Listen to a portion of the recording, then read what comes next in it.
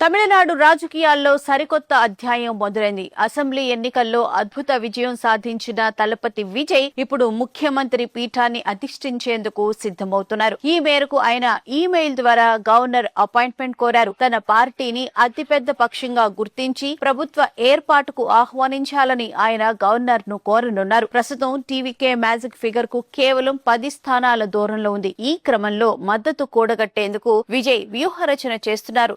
ఈ ఉదయం 10 గంటలకు గెలిచిన ఎమ్మెల్యేలు, పార్టీ సీనియర్ నేతలతో విజయ్ అత్యవసర సమావేశం నిర్వహించనున్నారు. ప్రభుత్వ ఏర్పాటులో అనుసరించాల్సిన వ్యూహాలపై ఈ భేటీలో దిశానిర్దేశం చేయనున్నారు.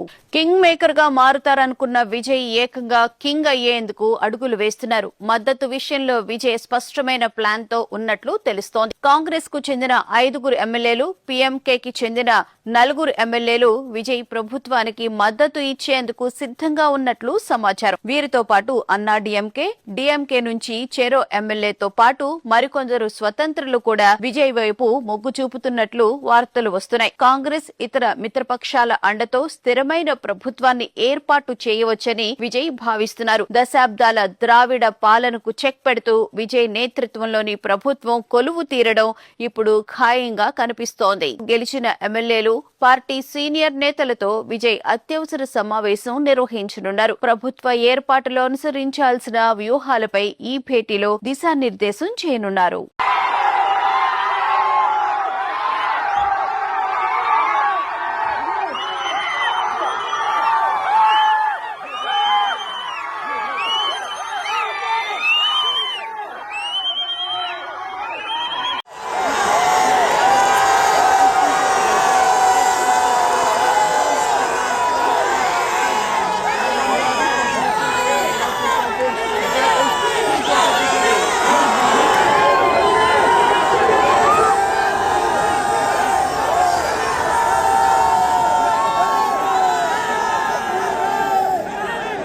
ये आके जनता का जीत है।